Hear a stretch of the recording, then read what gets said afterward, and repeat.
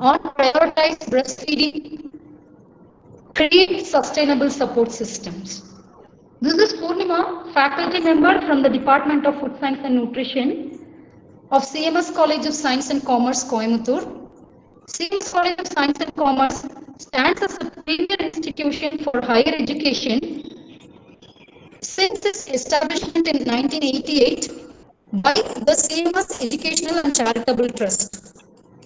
Today, we all have gathered here to get enlightened by knowing the importance of breastfeeding. One song can change a moment, one idea can change the world, one step can start a journey, but a prayer can change the impossible. Let us start the session with a short prayer seeking the blessings of Lord Ganesha. Vakratunda महाकाय सूर्यकोटि समप्रभ निर्विघ्नं गुरु मे देव सर्वकार्येषु सर्वथा 90% of leadership is the ability to communicate something people want. It's my pleasure to invite Dr. T. Tilakavati, Head, Department of Food Science and Nutrition, to welcome the gathering. Over to you, ma'am. Thank you, Purnima. UNICEF strongly says the breastfeeding is not only the cornerstone of a child's healthy development, and it's also the foundation of a healthier and more sustainable future. A very warm and respectful welcome to everyone present here today. It gives me immense pleasure to greet you all as we come together for this national seminar on the theme Prioritize Breastfeeding, Create Sustainable Support System. On behalf of Department of Food Science and Nutrition, CMS College of Science and Commerce, I extend my heartfelt greetings to our dignitaries and our participants. First and foremost, I take a great honor in welcoming our respected principal, Dr. S. Vimalanan, the guiding force of our institution, whose vision continues to inspire us. Next, I am delighted to welcome Dr. S. Sandhya Menon, our CEO, whose leadership and encouragement are always been instrumental in our endeavors. It's my privilege to welcome Dr. V. Sujata, Vice Principal Administration, and Dr. P. Shalini, Vice Principal Academics, for their constant support and mentorship. I take pride in welcoming our guest of the day, Dr. Lata, Professor in Pediatrics from SSIMS Karnataka, who has graciously joined us to share her expertise on this vital topic. We are equally honored in welcome Ms. S. Subhashri, Advanced Lactation Enabler from Super Bottoms, whose experience and insights will add immense value to today's discussions. I also extend a warm welcome to my dedicated teammates, Mrs. R. Purnima, Ms. K. Asma, and Ms. G. Abhinaya, who have worked tirelessly to make this webinar a grand success. A special word of welcome to all the students and faculty members joining us from other colleges and from our own institution, as well as the participants representing NGOs and other organizations. Your presence adds richness to this platform and shared learning. As we begin the session, let us remember that breastfeeding is not just a mother's responsibility, but it's a collective commitment, a support system that involves families, healthcare providers, communities, and policymakers. Let this webinar be the catalyst for the stronger networks and sustainable practices. Once again, I extend a cordial welcome to each one of you. Let's embark this meaningful journey together. Over to you, Purnima.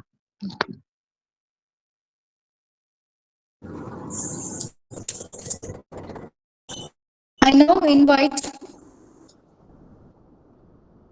Ms. K. Asma, faculty member, Department of Food Science and Nutrition, to introduce the guest of the first session.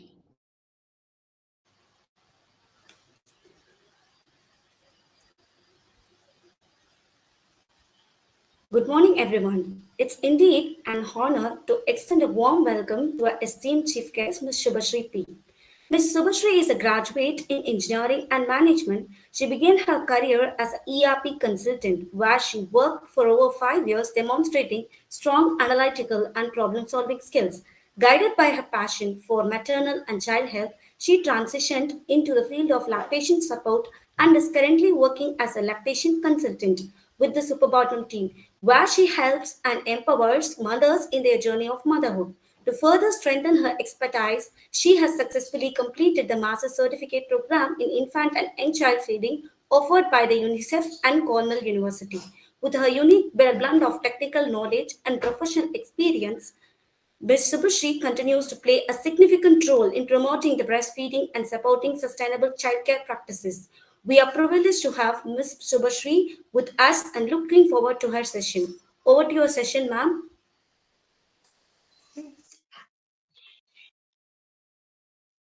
Okay. Hello, everyone.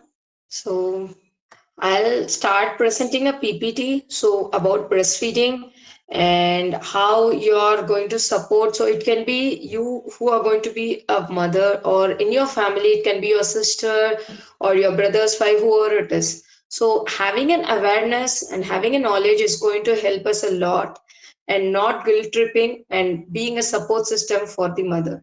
So this can be, or this will be useful for you when you become a mother, so you will have a more knowledge about it and how to move forward. So I'll start presenting a presentation.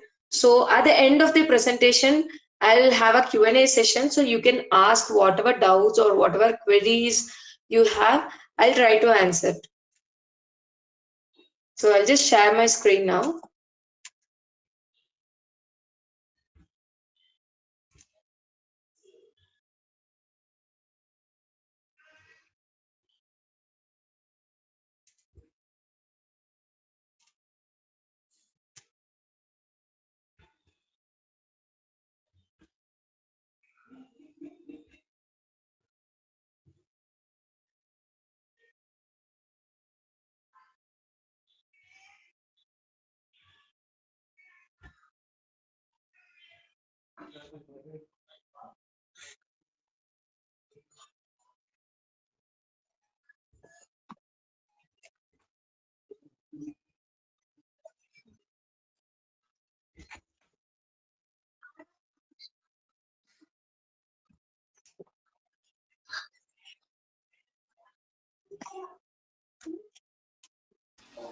Ma'am, are you facing any difficulties? Shall I Hello. screen the... Yeah, I'll just share the screen now. Just one minute. So you're able to see it now? Yes, ma'am. Yeah, Yes, okay. ma'am. Okay. So we are going to talk about how we are going to help the mothers. It can be you or the family members with the latch, or however they want to feed. We are not going to guilt trip a mother, whether it's going to be a direct feeding or a bottle feeding or a formula. So we are going to be a strength for the community. So I'm going to cover, so what is actually breastfeeding? So how the milk production actually begins, because many has a doubt on this, and what is a myth, the fact, and how our breast milk composition is, and how we can do the different types of position that is there, and is there going to be any food restriction for you, and how we are going to have this milk supply, everything. So first slide, I'll start with what is breastfeeding. So generally, only we are called as a mammals. So every mammal breastfeed their kids once they born. It can be a dog, a cat, a fish, everything goes when the baby is born, they directly go to the mother for breastfeeding. That is a milk that is produced for your baby, and it is tailor made for your baby. So every breast milk composition of a mother changes. So for example, when a baby is born, you have a colostrum, then comes your milk. And suppose your baby is going to have a fever, a cold or cough, your body starts producing an antibodies, and you can see your milk color turning a little of yellow or dark yellow. So those are the antibodies that your body is producing to fight against the baby's virus. So that's how our breast starts working. So when does this milk production actually begins? So the milk production kicks in, or the hormone starts getting ready in our body by around like 18 to 24 weeks, that is around the second trimester, our body starts getting ready for the milk production. By third trimesters, many mothers has a breast leakage or a hard breast, engorged breast, and some mothers do not have any of this. So when you're not having any of this, doesn't mean you're not having supply. So for each pregnancy, your breast works in a different way. So the mothers who are having hard breast, you can actually do some massages, or you can check with your gynac. They will recommend you what to do and how to proceed with it. And when does this milk comes out? So for example, when you start having a leakage, you will just saw a water kind of a liquid that comes, and then a thick yellow milk that is called as a colostrum. So when a baby is born, that's the first time when a baby is born. Generally many hospital today starts giving skin to skin. If not, you can actually talk to your gynac before your delivery what is their procedure. So you can ask them for a skin to skin. Skin to skin can be given by C-section as well as a normal delivery mothers. So once you start giving skin to skin, your body starts getting ready for the milk ejection. So that is called as oxytocin. So when oxytocin is called as a love hormone. So it helps in the milk to let down, and it helps your milk to come out as a let down where the baby can start sucking. So the colostrum is a very thick milk. So you cannot take the milk out by hand expression or by pumping. So nothing works there. So only when the baby suck, you get a milk. So which will be around like 3 to 5 ml in a day. So the next question the mother asks, will that be enough for my baby? Yes. First 24 hours, that is how their stomach will be. Not more than 5 to 6 ml they can take. So and the colostrum is actually very thick. It has a very good fat, and antibodies are also present in it. So it helps your baby to start adjusting to our world. So that is how the first 2 days goes. By around 2.5 to 3 days, the hormonal milks comes in. So whatever milk that is present in your body, it starts coming out. So what to do in case of you are having engorgement? Latch the baby more. Let the baby come to your breast. So if you are going to have a latching issue on the day 1 or day 2, take a help immediately. You can go to a lactation consultant, or you can actually talk to your hospital nurse whether they have a lactation consultant who can help you. So start latching a baby. So, and today we have pumping, everything that comes to our rescue. So, and the next question many mothers ask is, can I buy a pump and keep it with me in our delivery bag? So according to our Indian culture, generally pumping is not actually necessary during the first few weeks, that is first 8 weeks. Majorly the pumping or like a bigger savior for mothers who have premature delivery, a preemie baby, or a baby is having a palate problem or anything when born. For other mothers, when we say, they generally can start latching the baby. Initially, majority of the baby will have a latch issue because they are learning to suck the milk from our breast, and we are also learning with the baby how to hold them. So all these come together on the first, I'll say for at least the first 45 days. The next we are going to talk about myths and fact. So there are too many myths that comes with the breast milks. So first, there are many start restricting a mother, telling, so you're unwell, you have a cold, a cough, a fever, or whatever it is, you should not breastfeed the baby as it can transmit to the baby, which is actually not true. So when a mother is having a cold, cough, or fever, the virus is already in the body and it is actually has transferred to the baby, because the virus that comes out or that shows in you, it actually takes almost 24 to 48 hours for us to feel the virus, like cold or cough or fever. So before that, the baby is already affected by it. So our body will start producing antibodies. So when a mother should not breastfeed, so when a mother is having a chicken pox or a rashes on the breast, which are like lesions which spread only during that time, and that too on the breast or near the nipple, that's when we generally say the mother not to breastfeed.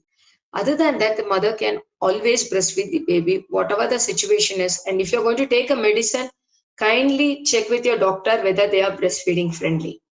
So next comes, there are many, and another custom is there when a mother take a bath, or let's say the mother is washing her hair, the next comes the whoever in the family, they start telling don't sit and feed the baby as the baby can get a cold, which is actually, there is no scientific fact proving it.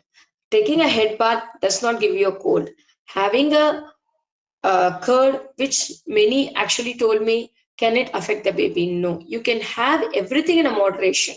So you're taking a head bath or having a cold or having a curd, nothing affects your baby because the blood is converted into the milk and not your food. See, the next thing, when a mother is having a small breast, so everybody have a different breast. Even when we have a two breasts, both the breasts will have a different size. So that doesn't mean you cannot have a proper supply. So the breast that we are seeing is just the outer layer. So inside we have a breast tissues, the nodes which help us to produce milk. So generally 99.5 percentage of the mother produce enough for the milk. Sorry, enough milk for the baby. The rest 5% comes under mothers who has went through chemo, who has breast reduction surgeries, and the mothers who are having any hormonal issues or diabetic or taking a medicine for thyroid which are not breastfeeding friendly can affect. Even for them we have an alternate solution how to bring the supply. The other 99.5 mothers actually produce enough milk, but what happened, we have a constant pressure telling whether, and constantly we are being reminded that whenever a baby cry, is a mother having a proper supply, is the mother milk is enough, is the mother milk is watery. Those are the question continuously. When a mother is questioned, as already she is in a postpartum, we start actually doubting ourselves. And the second major role is formula. Yes, formula is useful and is like a big savior for many babies, but for majority of the babies and majority of the mother, they fall into a trap, which is called as a formula trap. So when we start giving a formula, we are actually reducing the breast milk, so which actually indirectly affect our supply. So under the guidance of a lactation, you're going to do it, you can see a difference in it. So why I say only lactation? Because not many pediatrician or gynecologist has much awareness how this lactation actually works. Because in our country, this lactation is a knowledge which is a very less even with the pediatricians. So today many pediatricians are coming forward to learn it and work with the lactation. And the next thing we see about the last myth is a mother should drink a more milk for her to produce more milk, which is a biggest myth, actually can affect the babies. So how it is going to affect the babies? Why? Because generally milk affect a mother, it can make a mother gassy. As well, when you drink 1 liter or 1.5 liter of milk, it is going to make your baby gassy, colicky, uncomfortable. They can have a spit up. In some cases, it leads a baby to a lactose intolerance. But these things we actually assume drinking more milk is going to be good for you. No, it even makes the mother the most, we say, a gassy, and it can even cause constipation in the postpartum mothers. So next thing we are going to see about this fore milk and hen milk. So what is this fore milk and what is this hen milk? So fore milk or a watery milk, so which we can say it as a water that is need for a baby to quench their thirst. What is this hind milk? They are the thick fat which is going to quench their hunger. So how it actually works? So there is no magic point where a fore milk going to turn into a hen milk. So fore milk and hen milk or a combination or a continuous milk which is going to flow. So there is a major assumption that a baby should have a more of hind milk, which is actually a biggest myth. Baby need both fore milk and hind milk. That is why we say no water till 6 months. Baby should only be on the breast milk because the breast milk has sufficient water in it. So giving extra water can put more stress on their kidney. So that's why we say baby doesn't need anything when a baby is breastfed or a formula fed, because both has almost like 80% of the water. So foam milk also has a fat, hind milk has a majority of fat, but that does not mean fore milk is not having a fat. So foam milk and hind milk will run in a combination. So for example, the initial 10 minutes can be foam milk, then comes a hind milk, then comes a foam milk. So that's how a body gets the milk starts. So how does your body knows? When a baby latches, our body knows how much thirst a baby is having and how much hunger it has. That's how a body recognizes it. So let's see how the breast milk is combined. So this is how a breast milk combination is. You can see it has 86 to 88 percentage of water, then prebiotics. So whatever prebiotics you are going to take is going to like help your baby as well. For example, prebiotics like homemade curd, and you can take the fermented rice water. That is, whatever rice you are having in a day, you can put a water, add to it at the night, and keep it drinking. That water is a very good probiotic. Homemade pickles.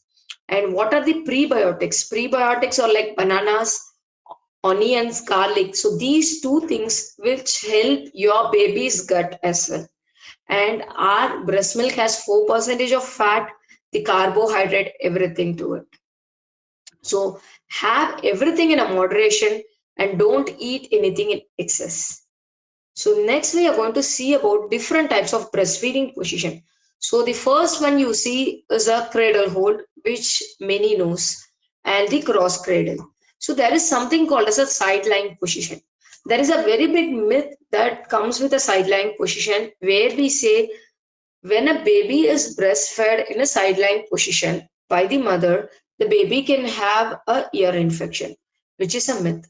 So generally, we are lying down and baby is actually in the same position. Where you see baby is actually in a sideline position in all the five pictures.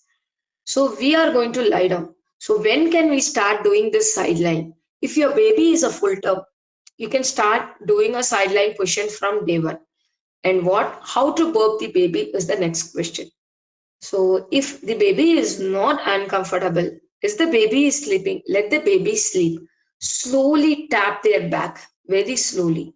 And if you feel the baby is uncomfortable, you can take a help of another caregiver. You can ask your mother or your husband to burp the baby and let them give more of skin to skin to make the baby sleep. And next comes the football hold. So this football hold is very helpful for mothers who are having latching issues. So in that hold, generally babies open their mouth big and latch to the breast. And the last one is laid back. So when this laid back comes to a picture, so majority of mother has this let down issue. So what is let down? Where a milk starts spraying out. The baby cannot control the flow. They start choking with our milk, coughing while feeding. So in that time, this laid back position come to our rescue. So due to gravity, the milk spray slow down, which helps. So laid back and sideline both helps when a mother is having a fast ejection of milk. The next important thing is cluster feeding. So what is this cluster feeding is?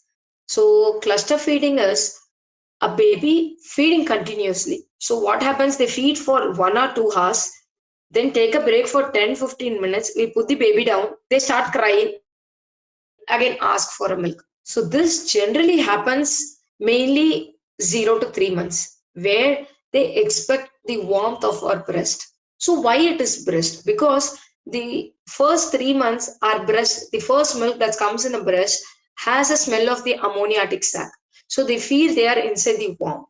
Our breast has the smell of ammoniatic sac, which only the baby can smell. So they always, what happens, they actually actively feed for a few minutes, sleep for some time, then feed, then sleep. So how a new mother or a postpartum mother going to get rest when a baby is cluster feeding? So what we are going to do in this case, ask your husband who is going to help you. So the skin to skin, which we say is a great bond between a mother and a mother and the baby and the father. If you're going to have a sibling who's like elder, like 5 or 6 years old, even they can give. It actually improves the sibling bond. So this cluster feeding phase happen whenever the baby goes through a growth spurt, the regression, teething, sickness. So whenever they are going to be in a pain, uncomfortable, breast is their safe place. Breast is their comfort zone. So that's why we say give more of skin to skin. So skin to skin is going to help you as well as your baby a lot. And the next is about food restriction. So as I told before, have everything in a moderation. You can have a spicy chutney, your ice creams. So have junk as less as you can. Even though you are breastfeeding or pregnant or non-pregnant, when it comes to a junk or a processed food or a fried food, have it in a limitation. Instead, have whatever it is there in your home, eat everything in a moderation. Next question comes, can a mother take a protein powder while breastfeeding? So generally, I would not recommend taking a protein powder because it is going to affect your baby. It can make your baby gassy when the limit, like when it crosses a more. So always go for a natural proteins like paneer, soya, or a non-veg. Third thing, if you think you're having a low supply, what food can I take? You can have oats, you can have a garlic. Garlic are a very good milk boosters. You can take fennel, you can take dill leaves and dahlias. So these are a very good milk boosters which helps a mother to boost their milk naturally. And next questions, can I have ice cream? Which many mothers ask me. So can I have some ice cream? Will the baby going to get a cold? No, you can have an ice cream. So your blood is going to convert into your milk, not your food. So have everything in a moderation. Even when it comes to spicy, for example, you're having a spicy food in the morning, maybe in the afternoon you can have some light food. You can have something that helps your stomach. So why we say to avoid spicy food for first 45 days, because your body is also recovering. So childbirth is something where our body goes to a complete 360-degree turn. So that body needs to recover. So for 9 months, our bodies, a baby was growing inside. So where a body has taken a 360-degree turn, our life has taken a 360-degree turn. So that's why we say generally to avoid spicy or junk food, have everything in a moderation. So the next slide is about a milk supply. So as I said, 99% of the mother, so 95% of the mother has enough milk. The 5% of low milk, which is called as a primary low supply, that happens due to chemo, breast surgery, less breast tissues, which happens in the birth itself. So, which is a very rare case that happens, and the hormones. So, again, when we say hormones, it can be due to a thyroid issues which you have or PCOD, which are actually reversible. But many mothers goes through this secondary low supply due to formula, latch issue, more of stress. So this is where we say a support system is needed for a mother from day one. A child is born, a mother is born. A helping hand, a support system that is needed for a mother to breastfeed the baby in a very calm and stress relieving environment. So when a mother is stressed, automatically the baby is stressed. So both attack the mother's body where the supply got affected. So and next is introducing bottle. So in many cases, bottle is actually a culprit because we have many bottle that design mimics the breast. So everything actually mimics the breast and not the breast.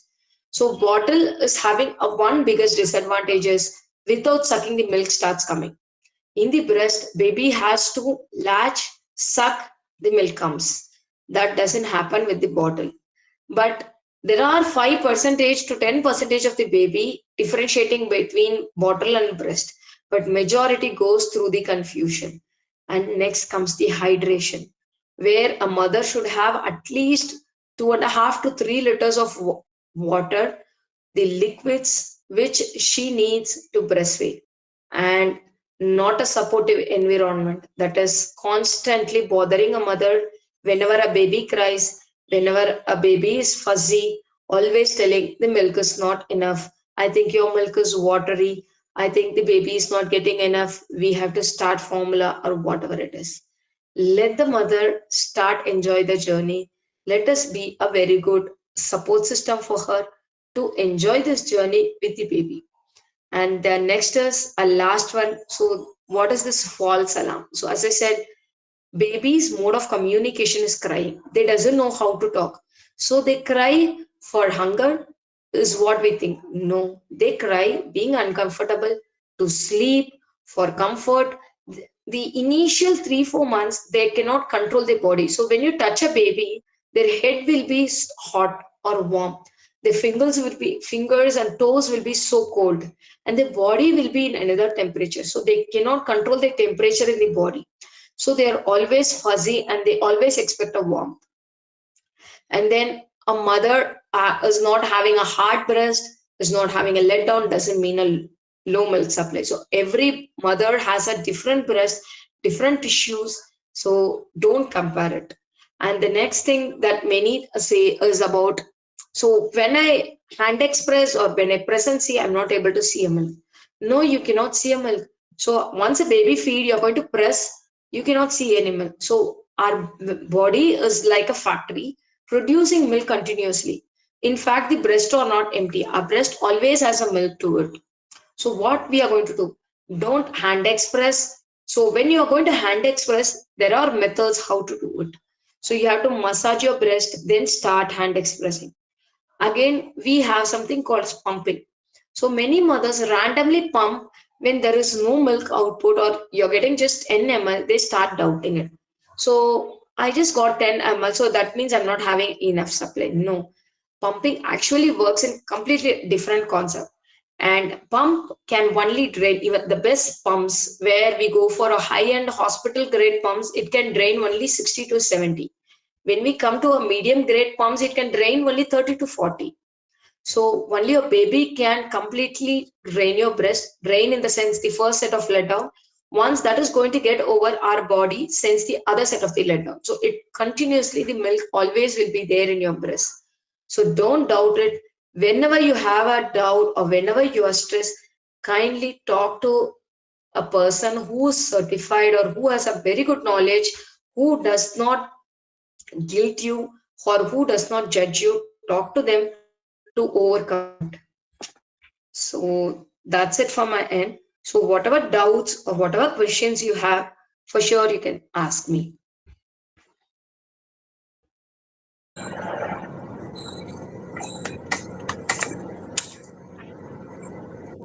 That was really a wonderful, informative session, ma'am. Thank you. I request the participants to ask their queries. So now the session is open for questions.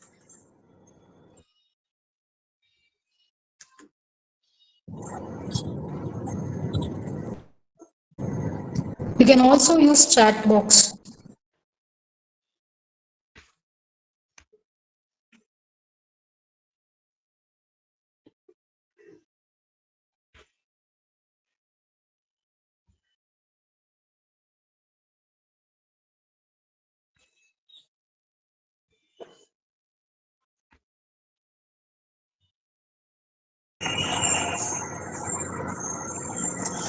Participants, you can unmute yourself. If you have any queries, you can ask Subhashri ma'am.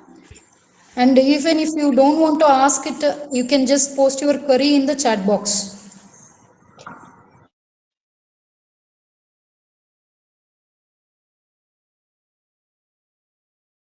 So, Purna, if there is no questions from the participants, we can take they have understood everything clearly. You can proceed Yes, to the ma'am. next Okay. section. Okay, ma'am. Before I invite Ms. Asma ma'am to introduce the speaker of the next session, let us know about the Kranti that we are in need of in today's scenario of unhealthy food habits. Yes, Kranti is revolution, and we are in a position to have revolution over our food. It's Ahar Kranti. Ahar Kranti is a movement focused on raising awareness about the importance of balanced, nutritious diet particularly emphasizing the role of local fruits and vegetables. It's launched by Vijnana Bharati Vibha and Global Indian Scientists and Technocrats Forum GIST. It aims to address the dual problem of hunger and disease prevalent in many parts of the world. The motto of Ahar Kranti is Uttam Ahar, Uttam Vichar, meaning good diet, good cognition. It's now time to invite Ms. Asma ma'am to introduce the speaker of the next session.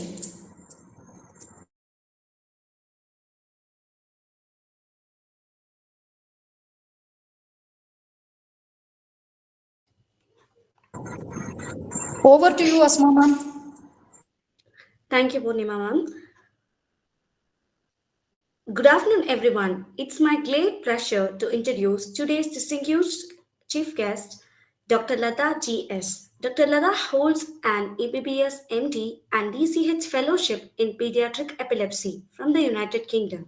She is currently serving as a professor in pediatrics at SSIMS and RC, Devangari, Karnataka. She has held several prestigious positions, including past president of the IAP, Devanagari District Branch, vice president of the Central Zone Karnataka IAP branch, and vice president of the Central Zone Karnataka IYCF chapter.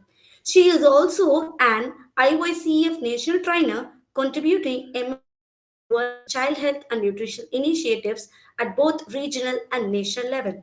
With her vast academic experience, leadership, and dedication to pediatric care, Dr. Lada continues to inspire both medical profession and students alike. We are truly honored to have her with us today. Please join me in warmly welcoming Dr. Lada Chias. Over to your session, ma'am.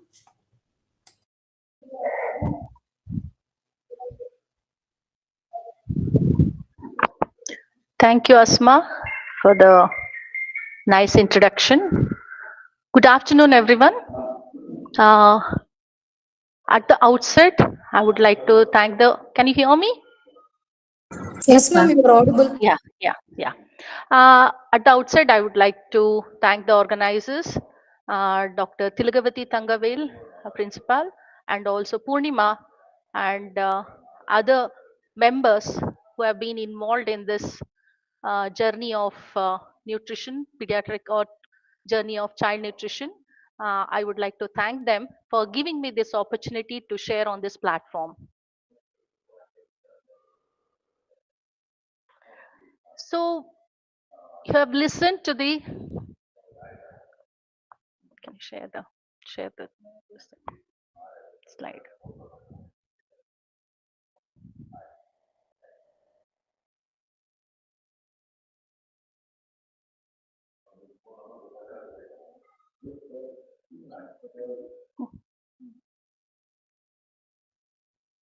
Shouldn't have that button on it.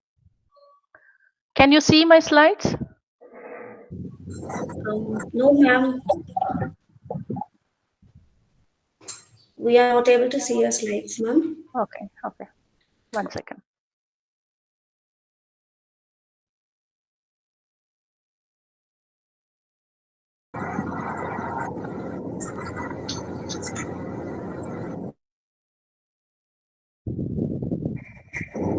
Ma'am, if you want us to cast the PPT, Yes. we will also do it. Yeah, sure. Asma ma'am, can you please help out with sharing the PPT? Yes, ma'am. Sure, ma'am. I'll share from my end.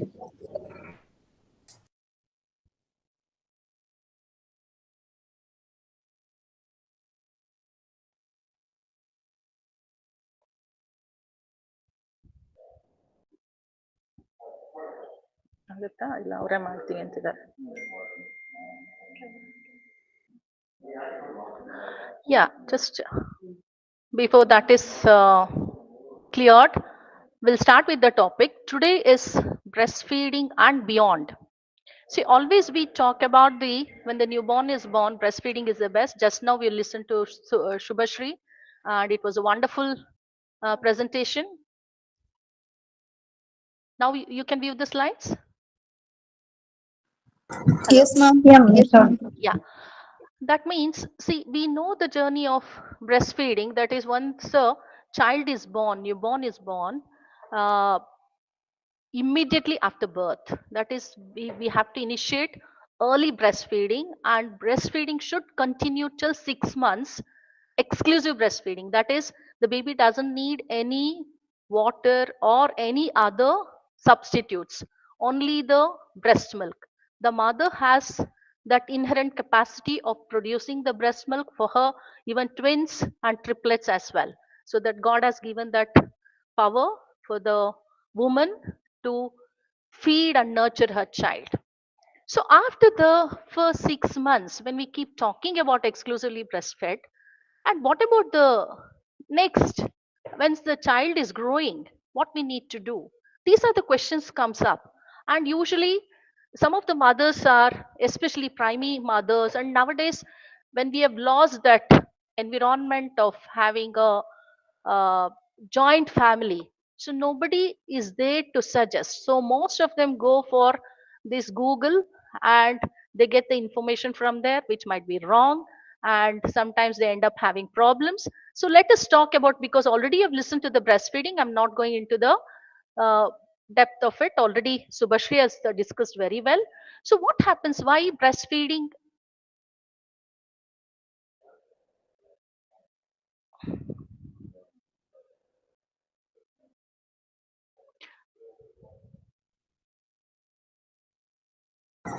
Ma'am, your voice is breaking. Yeah, one second.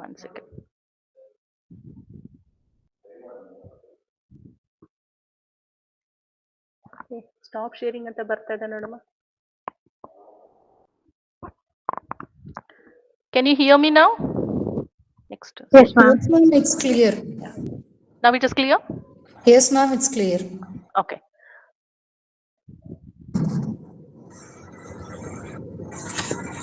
So, what are the guidelines? Indian Academy of Pediatrics has done certain guidelines for the parents, like what we need to feed.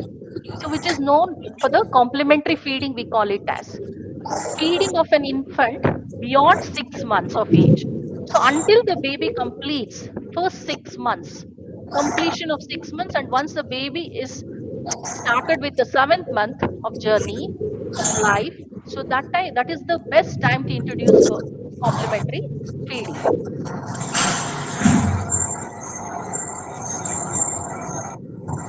So what is this complementary feeding?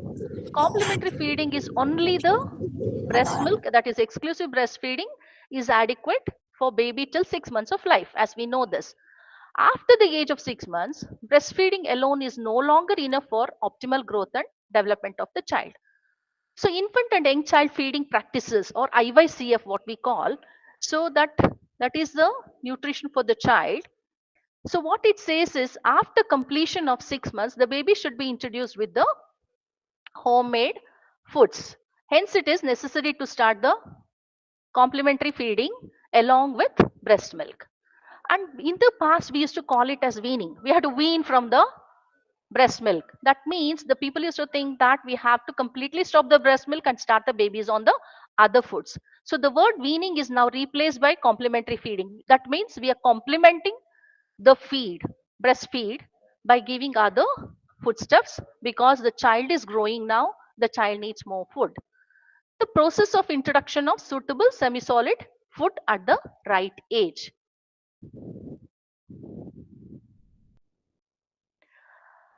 Because it's very important, because the critical window period, what we call it as first initial 2 years, because the majority of the growth and development of a child is concerned. The concept of 1,000 days, or else we can say 1,000 days is 9 months of pregnancy plus first 2 years of life, during which optimal breastfeeding for first 6 months of age and timely and appropriate complementary feeding at 6 months of age are extremely very important, very crucial, because the child has to learn walking, jumping, running, jumping, so all the cognitive development as well, and also the baby should start talking. So all this will come with a good nutrition.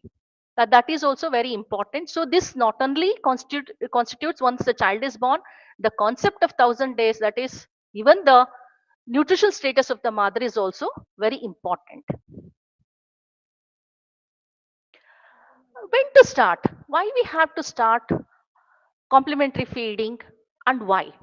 Already, as I said, the child is growing, the growing child needs more food. So, the introduction of complementary feeding around 6 months is the ideal time, or it is the sensitive period we can call it as, because the child starts developing. They also starts developing by this time biting movement of the jaw, which appears around 5 months of age, and the child also develops the head control, and they have some hand to mouth coordination. The child starts keeping something inside the mouth and also starts enjoying mouthing and biting, and by 6 to 7 months swallowing of solid food occurs, and also they'll have that side to side movement of the tongue, which develops by around 8 to 12 months, and intestines matures and ready to digest whatever we are giving, like pulses and cereals, what is being given to the baby. And they also like chewing and gumming semi solids, as they're, because they'll be having now the teeth also starts erupting and they'll be having so much of pain. Gum will be gets hardened, and eruption of teeth will be there. So this movement of the tongue, which allows the baby to push the solids out of the mouth as well. So these are the things which makes very important to for the baby to ಕಾವ್ಯ ಎಲ್ಲೋದ್ಲಪ್ಪ ಇಲ್ಲೇ ಇರ್ಬೇಕಮ್ಮ ಏನ್ ಮಾಡ್ಬೇಕಂತನಾರು ಹೇಳು. Okay, so the baby to push the solids into the mouth. So that is the, so you can, because of all this development, the baby is ready to eat food. So this is the time. Even in I think in Kannada, I don't know whether there's a proverb is there, annaprashanam they'll start, isn't it, at the age of 6 months. So that is the time.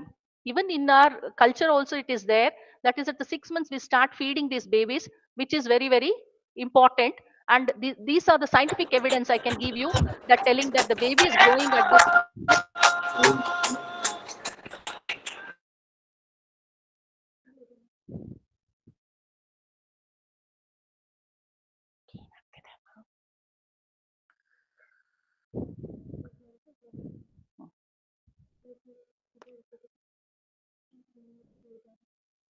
ಇಲ್ಲಿ ಬರ್ತಾ ಇದೆಯಾ ಇದೀಗ ಬರ್ತಾ ಇದೆಯಾ? So what are the important,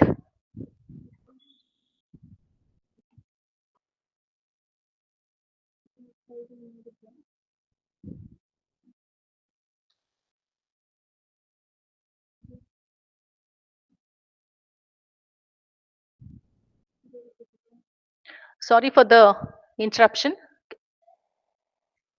ಅಲ್ಲಿ share ಆಗಿದೆಯಾ ಅದು ಈಗ?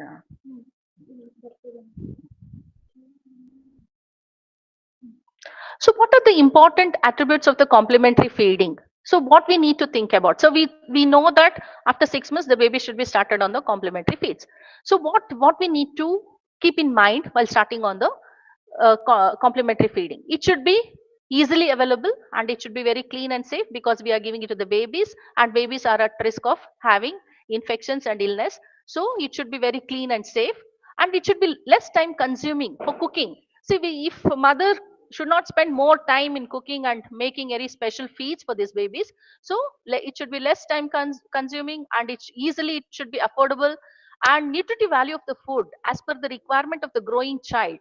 So it should be very nutritive, so that it should meet the requirement of a growing child, and it should be from the regular family food, locally available, and culturally it should be acceptable, and it should be easily digestible, and it should be nutritive.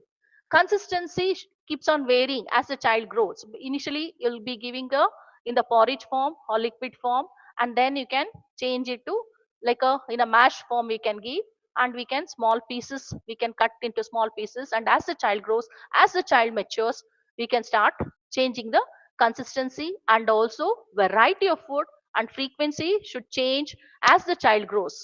And another important point you need to keep in mind is, after the illness, these principles of there are that more fluids to be encouraged, so by giving breastfeeding and to eat soft. And another thing I would like to mention is that complementary feeding means we should not stop breastfeeding. Breastfeeding should be continued till 2 years of age, because as we know that growing child needs increasing amount of food.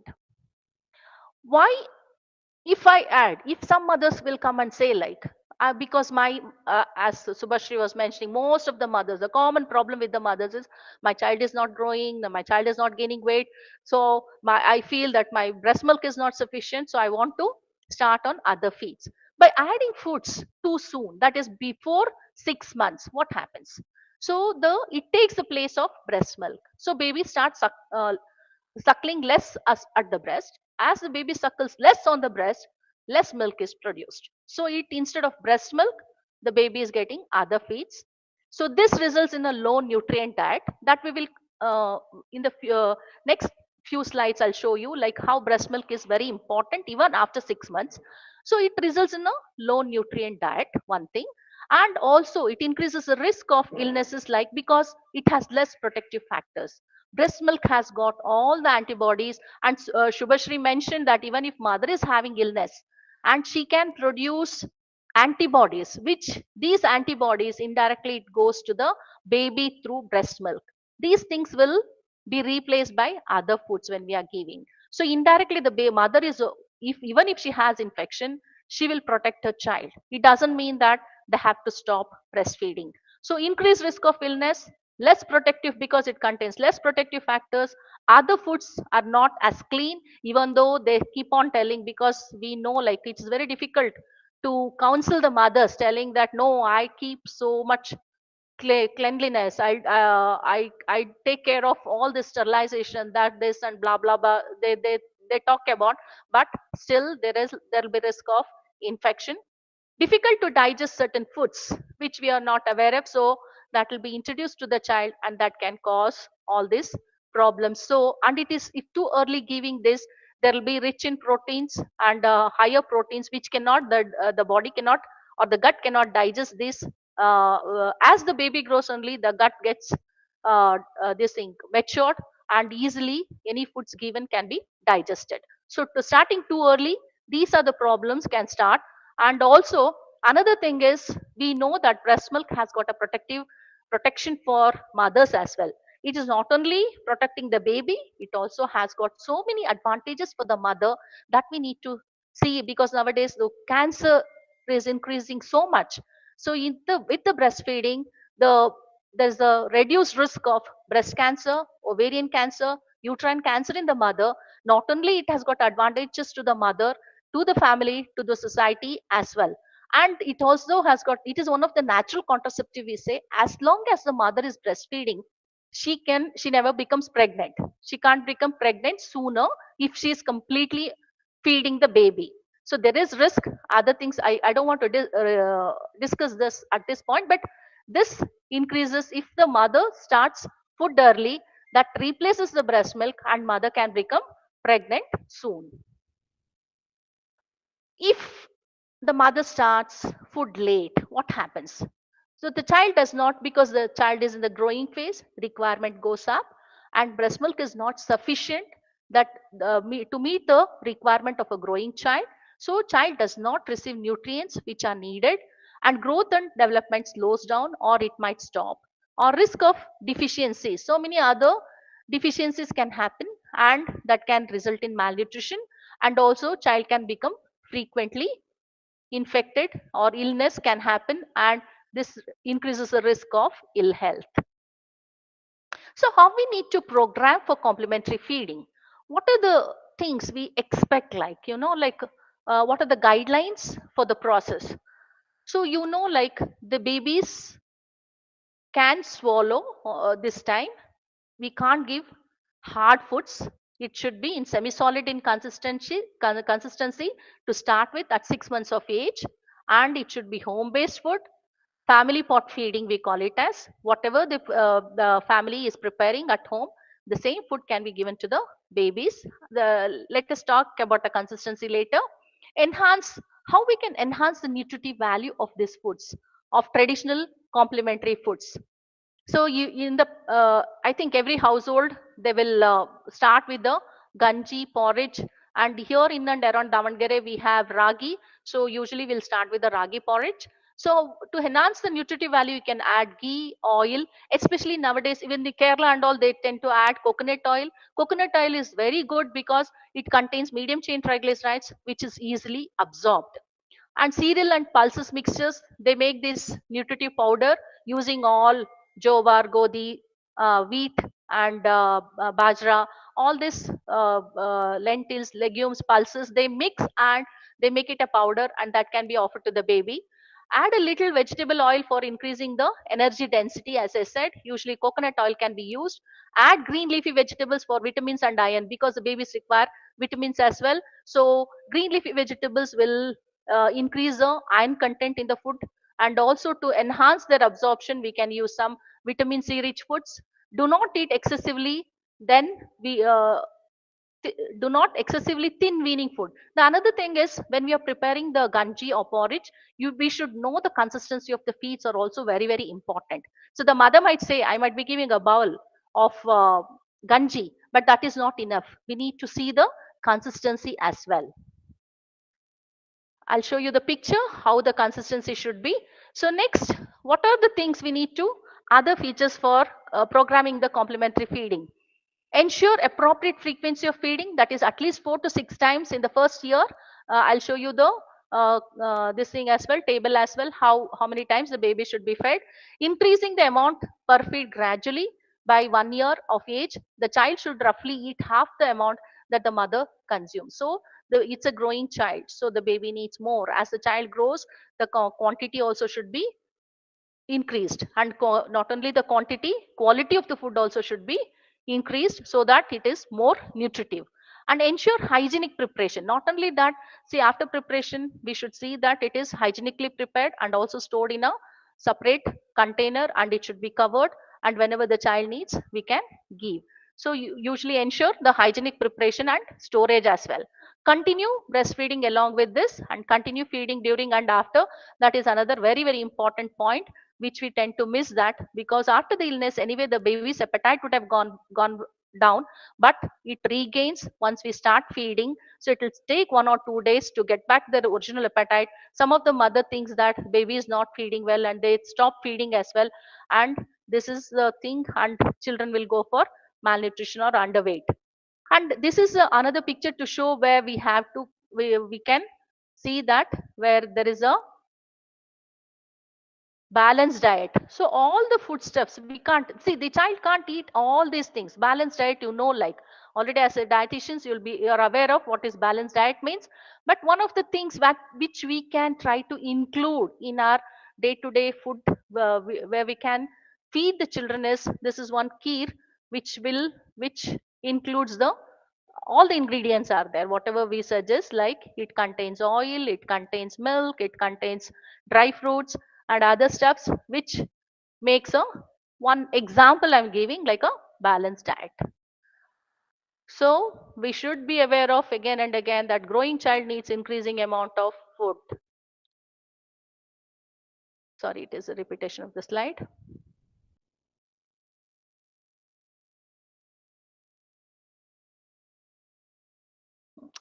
So after the 6 months, how we need to know that the child is having, see, this is the age very important, because if the child has not been given sufficient food, as the growing child requires more, you can see in the growth chart. Always it is important to see that, because every mother will be having now tai card, we call it as in our this thing. Every mother's and baby's card will be there. So in that, there is a very important thing is when they go for immunization, when they check their weight, and if their weight is going down, we need to think something has gone wrong there, and we need to give counsel these mothers for finding out what nutrition or what food the child is getting, what is happening with the child's nutritional status. So as I said, you might ask the question, like you say, like breast milk is complete and breast milk is there, and why we need to start again after 6 months, we need to start giving complementary feed. As we can see this in the graph, there's an energy gap you can see. So the first 6 months the energy is being provided only by the breast milk. See that all the energy requirement of the child is met by the breast milk. So as the child grows, you can see there's an energy gap of 200 calories after 6 to 9 months. That energy gap need to be filled up by giving the complementary appropriate frequency and with proper consistency according to the age of the child should be given at this age. So you can see as the child grows, the with the breast milk alone, if the only the mother has continued with the breast milk, so with the breast milk alone, the energy gap keeps on increasing. This can affect the growth of the child, development of the child. So this child can go for undernutrition and underweight, and with the underweight, their nutritional status will go down, and it's a vicious cycle. So these children are more frequently having illnesses, and again they'll be affected with their growth and development. And another thing we need to consider is, so why can't I give more feeds when my child is taking more? So what has to be done? Why I kept on telling, like, we have to enhance the uh, quantity, not only quantity, quality of the feeds. See, the quantity should be smaller, quality of that food should be very, quality is very, very important, because you can, as you can see, the size of the stomach is only 200 ml. Because we have seen some mothers telling that, oh, my baby is not feeding well, my baby, by she would have filled the baby's tummy with the some other feeds, sugary drinks or whatever, only with the water. So if the feeds are very thin, so that does not meet the nutritional requirement of the child. So we need to consider, even the tummy size is very 200 ml. So we need to give this 200 ml capacity of food which are very nutritive in that during this period. Why this is repetition is there? Kavya, ಅದೇ slides ಬರ್ತಾ ಇದೆ, ಯಾಕೆ ಗೊತ್ತಿಲ್ಲ ನನಗೆ. ಮತ್ತು ಅದೇ ಬರ್ತಾ ಇದೆ. So I was talking about the thickness of the feed. So this thickness is very, very important, because see this, as you can see in the picture there, in one spoon, if it is too thin, the porridge, it will run off from the spoon, and it should not, it should stay on the spoon. That is the right consistency the child should be fed with. As I said, if this too thin porridge is given to the child, I showed the stomach size, that the baby's stomach will be filled with only with the water which is too thin, and watery porridge will be filled with. Whereas if you give the thick consistency, the consistency which is shown on the this picture, so the consistency of the porridge when you're preparing, the mother should see that it should be like this, so that it should not fall off easily, it should stay on the spoon. So this consistency will fill the baby's tummy, and that is ideal for the baby. And how to enrich this food? As I said, only the small amount of food you're giving to the baby. So to enrich this food, you can use oil, especially as I said, you can use coconut oil or butter or ghee. Those will enrich the food what we are giving. The another important thing we need to keep in mind is when we are breastfeeding. So breast milk has got enough iron, which is very well absorbed. The complete absorption of iron takes place. Whatever the iron content is there in the, and it also depend upon the stores of the mother as well. Whatever the mother has iron stores, that will be transferred to the baby. So as you can see, it is same. The amount of iron which is present in the breast milk is same. After 6 to 9 months, this iron gap, you can see the white gap there. So iron from, this is from iron from birth. Okay, iron from the breast milk, you are getting this much amount of iron throughout 12 to 24 months. It is not changed. But as the child is growing, the requirement goes up, and these micronutrient deficiencies are very important nowadays, because we are concentrating only on the quantity of the food, but we need to consider these vitamin deficiencies are very, very important. So after 6 to 9 months, the baby requires iron. So what is the thing we need to do? We need to see that the food contains iron rich foods. What are these iron rich foods?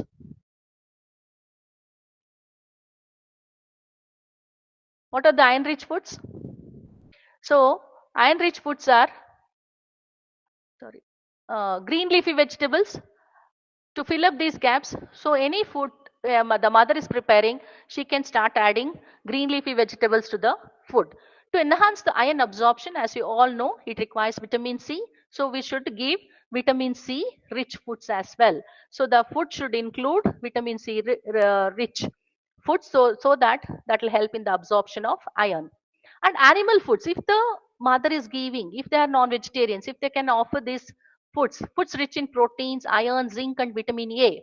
So, like milk, fish, and yogurt, all these things can be given to butter, cheese, which are rich in vitamin A and calcium, can be given to the baby. So that also we should say that animal foods, if the mother is giving, they are good. These animal foods are very special foods that needs to be continued. And legumes or foods rich in protein and iron. As I said, lentils, chickpeas. So usually they've got the habit of the mixing all this lentils and other pulses, and they'll make it a powder and offer it in the form of ganji. And other, we can use this things in the foodstuffs.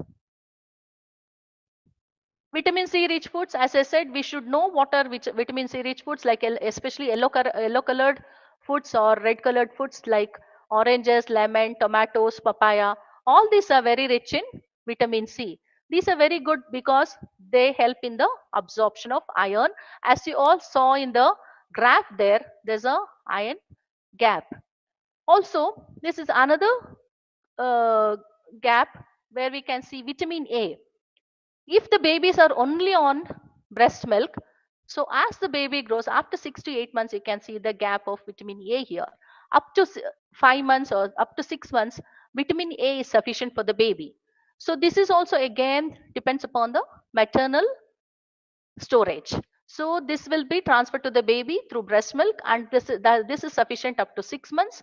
Even though majority after like nearly more than two-thirds of the vitamin A requirement of the baby is met by the breast milk, but still the gap exists. So these gaps needs to be filled by the complementary feeding.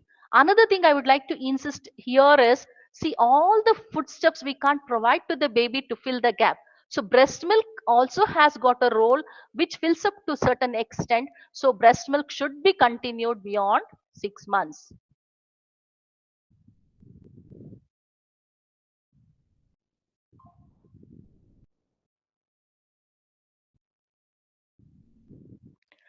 So vitamin A rich foods, like pumpkin, carrot, yellow sweet potato. So if they are preparing that, that can be mashed and mixed with the rice or whatever staple food the family is having, that can be mixed and given. The babies can be offered to give this papaya, spinach, mango, according to the season wise fruits can be given. And it should be, so how to feed these babies. The another question comes now is how to feed these babies. This should be very responsive feeding. Some of the mothers have got, there are three types of families usually we see and we come across is some mothers, they have got the habit of feeding very forcibly. They'll be feeding their babies. They want, they'll take some amount, they want that full amount to be completed by the baby. That is not, that is not a good way of feeding the baby. And other people, some of them, they'll just leave it on themselves for the baby to eat, and they don't get involved at all. Some of the mothers, they do this. That is also not good, because if the babies have got many less motor skills, I know babies have to learn, they have to learn how to eat. That is first thing is they should learn, because this is a new thing. From the, there'll be transition from breast milk to the solid foods, what we are introducing. As I said, they develop all these skills. This is a new skill the baby has to learn. So once you start introducing that, it takes a little bit of time for the baby to swallow and learn the skill, because they have to push back the solids into the back of the tongue to swallow. So that comes only after 8 to 9 months. So only that time only little bit of solids can be introduced. Before that we can give it in the form of semi solid thing. So now we can start breaking into small pieces, and that can be offered. As you can see in the picture, it should be very responsive feeding. The baby is also offering, and also the parent should learn the cues of hunger and some signals what the babies make, whether they need food. So that should be the idea of this one. So how we need to feed, it should be a very responsive involvement. The family should get involved and have a ideal situation where everybody sitting on the table. So that will be the best time we can feed. We can have that time on the table, sitting, everyone sitting on the dining table and feeding. If other younger elder child is there, means that child also should sit along with this younger child, so that the younger child learns from looking at the other child. So this is a frequency and amount of foods, how it should be given. This is one of the guide. So by 6 months, 2 times per day plus frequent breastfeeds can be given. Start from 2 to 3 tablespoon initially to start with, and later on gradually it can be increased. And after 7 to 9 months, 3 times per day plus frequent breastfeeds, and increasing gradually to 2/3 or 250 ml of cup. You should have a measurement of that cup to show the mother while you're counseling the mother, so the how much amount to be given to the child. 9 to 11 months, one snack in between. 3 meals plus one snack, and the katori should be like or 3/4 of the katori or 250 ml of cup. And 12 to 24 months, 3 meals plus 2 snacks. So this should keep on increasing. So now you can it'll go up to full 250 ml of cup. So this is how frequency and amount of food to be given. And one of the example I can show you here is, so you can see the energy provided by the breast milk and proteins, vitamin A, vitamin C. So the breast milk contains lot of vitamin C, which is sufficient. There's no gap here. So gap to be filled by the complementary feeding is iron, vitamin A, protein, and energy. So that we need to see. Okay, here is one of the example. Just quickly, I'll go through this. So the nutrient needs with 3 meals. This child is around 7 to 8 months because the child is getting 3 meals. So this boy is around 12 months. So he needs 3 meals and 2 snacks according to the table what we saw. How frequently the feeding should be given. You can see what the child is having. He is having 3 meals and without snacks. And when the graph is taken, you can see that energy level still there's a little bit of energy gap is there, and iron is not met. So vitamin A, so the vitamin A levels are fine. So with the amount of food the child is receiving, these are the things, but still there's a gap. How we can fill this gap? What has to be done to fill this gap? So here you can see there's some snacks has been added, like banana or a piece of bread. So with that, you can see that the energy gap is filled. So this is what you should advise mothers or parents. What has to be given, how much has to be given, what is the frequency, what should be the consistency. So, and it should be variety of foods. So it is not just some of the things, and you should know that because the child doesn't know initially, as I said, the child should be made to learn how to take food. So if you keep something in the mouth, definitely they will spit it out or vomit it out. If you're forcing, they'll vomit it out. So the child should be given a variety of foods, and you should have lots of patience when you're introducing food, and it will take 1 or 2 days time for the child to get adjusted as well.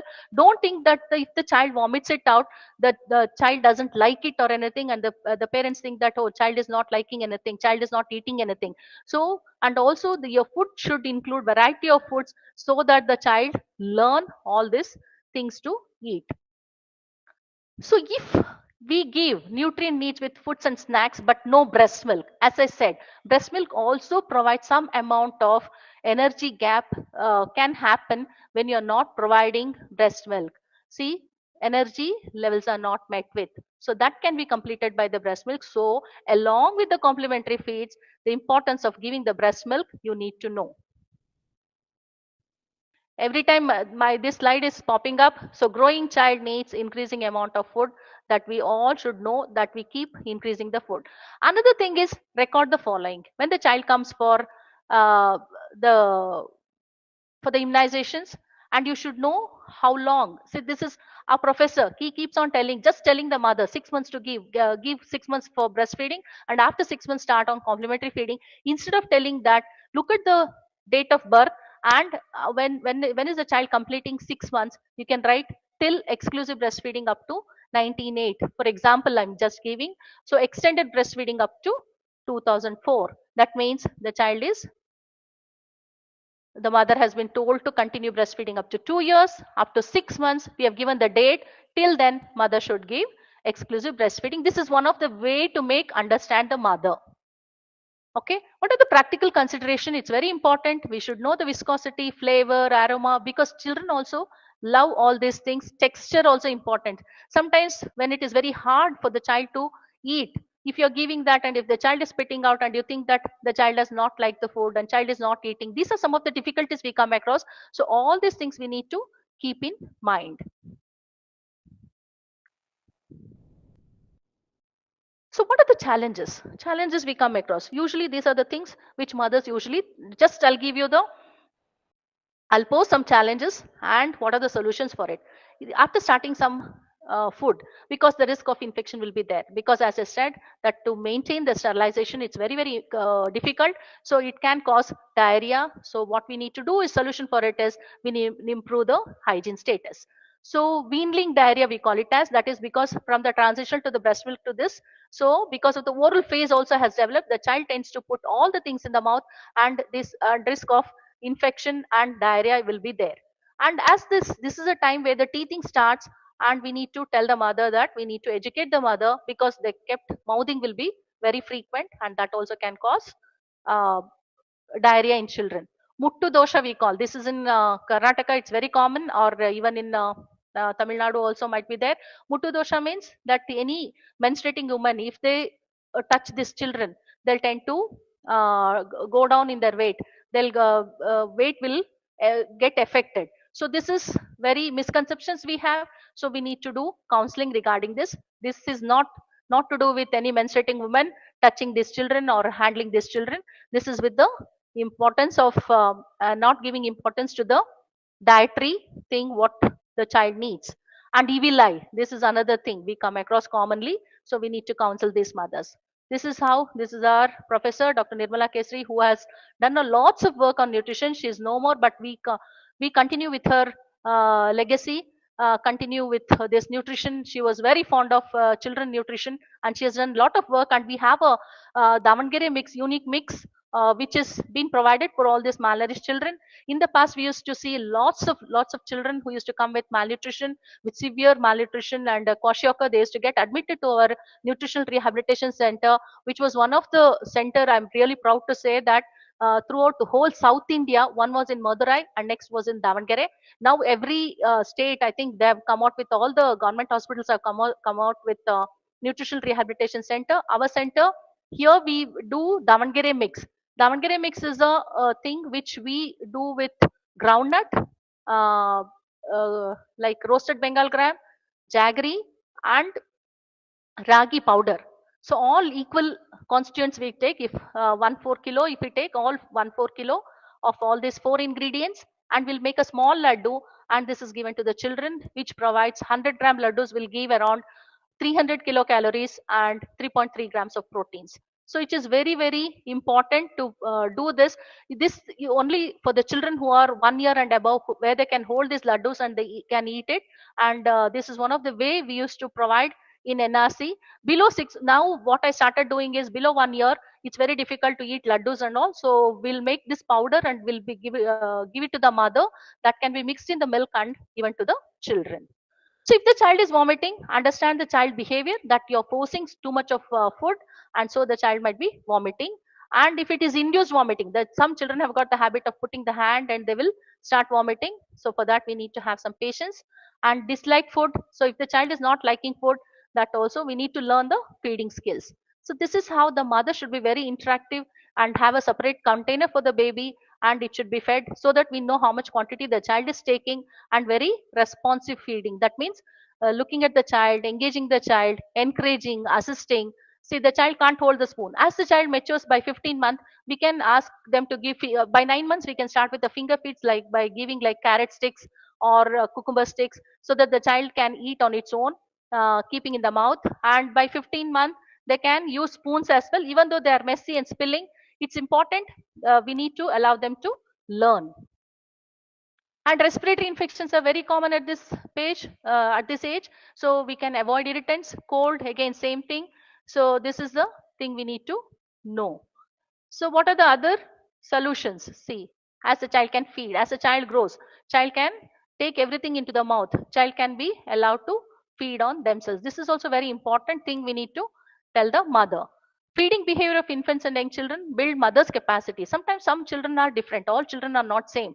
And during illness, again, we need to encourage the mothers to continue with the feeding, so that whatever the nutrition the child has lost during the illness, the child has to gain back that one.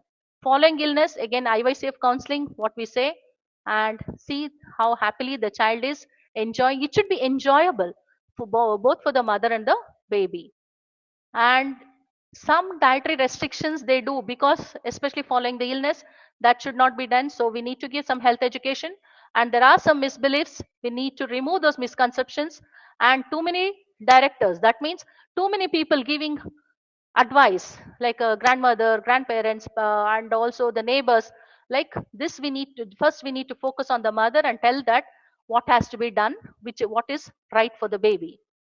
So in that situation, mother becomes totally confused. So we need to build her capacity by counseling. Can see some photos there.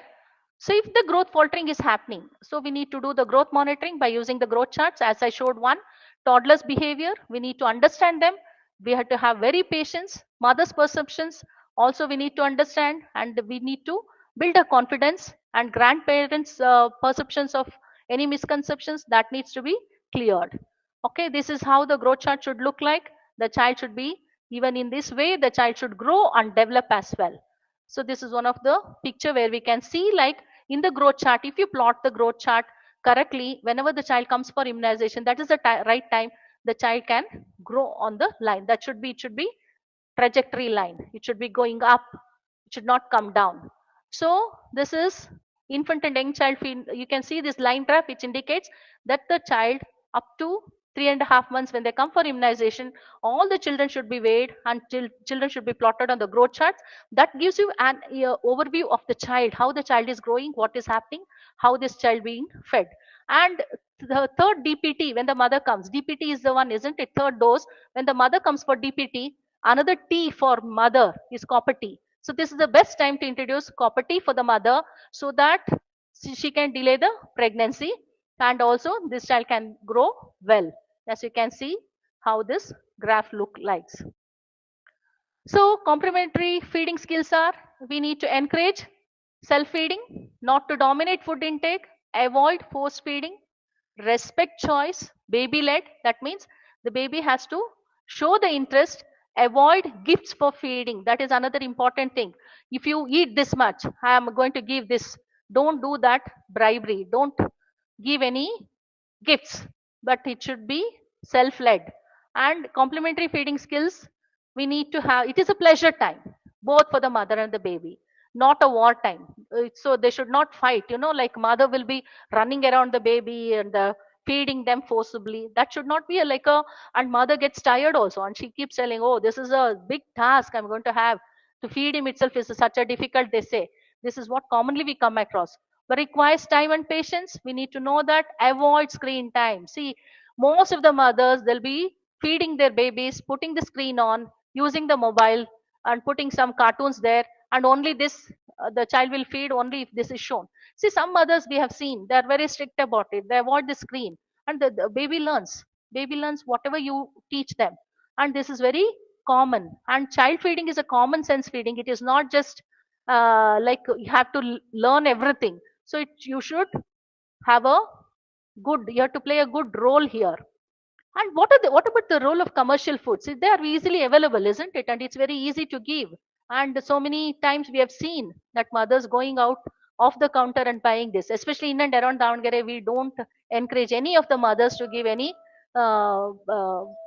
breastfeeding or sorry, any of these commercial foods which are available in the market. We never prescribe. So they are expensive. Not only expensive, the preservatives which are kept added to this commercial foods, that can affect the growing child, because the maximum period of brain growth takes place for these children is within 2 years. Two-thirds of the adult size of head growth happens during this period. So it's very, very important to see that these children should not be given any of this, like Cerelac and other foodstuffs which are available commercially. And so there are some ethical issues are also involved in relation to the feeding. So age-old beliefs and confusions, whether to give this or not. Whether if I give some curd, the child will catch up with the cold. If I give banana, the child will have cold. If I give milk, the child will have cough. So these are some of the confusions, misbeliefs, and misconceptions are there. So these are again further strengthened by unethical, biased, uncontrolled, and unscientific marketing practices. Especially it is on the television most of the time. So many multinational commercial companies which have come up, especially Nestle and others who have coming out with this products, and they say like it is equivalent to breast milk. So nothing can replace breast milk. Now see, the God has given that. We are we can't go against nature. So this is one thing we need to know. So the God has given. He has, when the some new thing is coming to the world, newborn is coming to the world, that newborn has been given everything to sustain his life or his or her life in to this world. So why we have to look for other alternatives? So it's all breast milk. The God has given the breast milk, best breast milk to the mother. So we need to have mom made, not the man. This thing, MOM we call it as. So mom made, that is breast milk. So that should be given to the child. So we should not go by this advertisements. And majority of our most, I think, Indian Academy of Pediatrics, it has taken up very seriously, and we have introduced the IMS Act, that is Infant Milk Substitute Act, and any doctors who are prescribing, they'll be penalized, and we can't do all these things. There's nothing to replace breast milk in the world. And can some food, because this is a commonest questions, just some questions which I've posed is, these are the mothers will be asking whether it can cause allergy. Yes, some babies can become allergic to cow's milk protein because it's very rich in protein, and some of the soya proteins. The common foodstuffs which they can have allergy is like peanuts and some food additives which are added to the foods, and spices. Fortunately, in our country, in Indian children, these are very less common when compared to the Western children. So many, because I've worked in UK as well, and I used to see so many children coming with peanut allergy. So this is very common because we introduce our children with early to peanuts, so we never find that much of peanut allergy in our country. But still, these also can cause allergies in children. And if they do have, if the parents have found out that the children are having some allergies, it's better to consult the pediatrician and get it clarified. So in summary, so I'm trying to covers, it's a vast subject. As I said, it is it's very easy to say to mother, give exclusive breastfeeding for 6 months, and after 6 months you can start on complementary feeding. So many questions will be going on in the mother's mind. It's like what to feed, when to feed, how frequently it should be fed, what feeds to be given, can I buy some fruits from outside, can I give this, I'm eating this, is it okay? So many questions will be there in the mother's mind. So I hope I've tried to answer all the questions. So it is not only the breastfeeding, it's very easy to say up to 6 months, and then beyond. Sometimes we do forget about mentioning these things. The appropriate time is when the mother comes for immunization for the third dose. That is appropriate time for the mother to counsel, telling that, see, look, your child is growing now, already reached 4.5 months. In another 1.5 months, after completion of 6 months, you should start with a complementary feed, and you can find out what they're eating, what staple food that they're having, and find out from the family what is their normal routine. So from that you can tell like how it should be prepared and given to the child, and how much you can give the mothers. As mothers has got questions, you can answer them. And so at the end, to summarize it, be relaxed, be natural. And all of you heard about 4G, 4G sim, 3G sim, isn't it? 5G. What are these 5G? You to remember. So all the foods, whenever the baby is given, it should include grains, like ragi, wheat, bajra, and rice. Grams like dal, lentils, okay, green gram dal, all these things. Grams should be included. G, you can remember, grains, grams, greens. Greens means green leafy vegetables, and any vegetables which contains fiber and also rich in vitamins. Grape, just I included G there because to say that fruits. So it misses there. So grape means it is not grape, it is fruits. So grains, grams, greens, fruits, and ghee. So to enhance the food quantity or quality of the food, you can add ghee. So it is very easy to remember. See that their foodstuffs contain all these 5 Gs. And the mother, they should play more and more with the children, more interactive, more learning session for both the mother and the child. And it should be very joyful for the mother and the child to interact, and fun to have good food. And it should be very colorful and attractive. The plate should look very colorful, and you can involve the child, telling this, so you have not eaten this orange colored, if there is any carrot or any fruits or papaya or anything, so make them eat like that. So this is way of feeding. So this is one of the small story about, or small journey, how to go about after 6 months in the child. So this is again my beloved madam, going to the village level. She used to go to the urban area and rural areas as well. So where the mothers used to get involved, and we used to have a good discussion regarding how to feed their children and what has to be done from the locally available foodstuffs. So this is about the complementary feeding. If any questions are there, I'm happy to take about it. And one more thing I would like to announce at this time is, right now we are having a 7-day course on infant and young child feeding practices at Davangere. It's a 7 days course.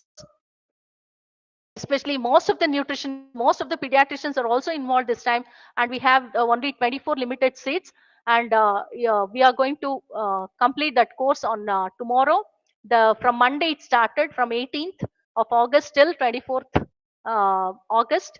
So it's a 7 days course, and it is very becoming popular because it involves the breastfeeding and all the problems involved with the breastfeeding, and also the complementary feeding and replacement feeding. So it's a total about nutrition of the child up to 2 years we cover in this course. It's a certified course, and after this course, it is conducted by the BPNI, that is Breastfeeding Promotion Network of India. It's a popular course, and if anyone is interested, most of the dietitians, physiotherapists are coming for this course now. You can enroll for this course. Next upcoming course is in Mysore. Already it has been filled up. I think if in January we might take up some courses. So it's in next is in Gorakhpur, next is in Nagpur, and so this year we have filled up all the courses. So if anyone is interested, you can know about this course in detail, and it's very interesting. That's all I can say. And thank you for the opportunity, for giving me this opportunity to share my experiences. If any questions are there, I'm happy to take up all. Over to Purnima. It was really an informative session, ma'am. Students and those who have joined, other than the students, there are few participants joined from NGO, and there are some homemakers who have joined. If you have any queries, you can just get it clarified now.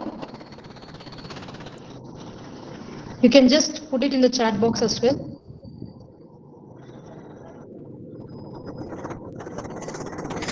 That was actually a nice session which explained about all sorts of questions actually, ma'am.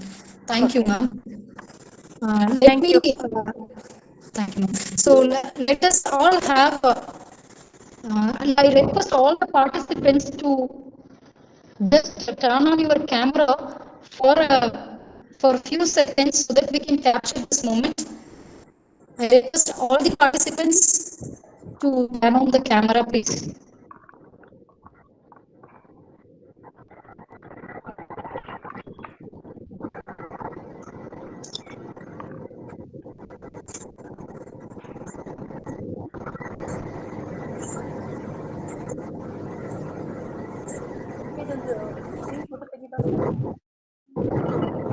We are waiting for the participants to turn on their cameras. Students, those who have joined, and also the homemakers, those who have joined, and the NGO participants can just turn on your camera to capture this particular moment, please.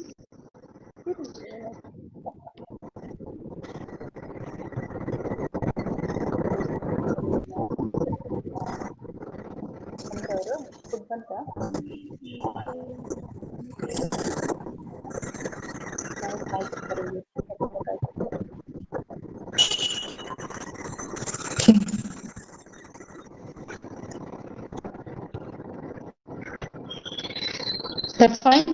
Since it's an online session, most of the students are not in professional attire, it seems, but it's okay. We now invite Ms. Abhinaya to deliver the vote of thanks. Abhinaya, from the faculty member from the Department of Food Science and Nutrition, will now deliver the vote of thanks. Thank you, ma'am. A warm good afternoon to everyone present here. On behalf of the Department of Food Science and Nutrition, CMS College of Science and Commerce, it is my privilege and honor the vote for today's webinar on Prioritize Breastfeeding, Create Sustainable Support System, organized in collaboration Mahankranti as a part of the World Breastfeeding Week 2025. First and foremost, I thank the Almighty for blessing us with the opportunity and strength to successfully conduct this program.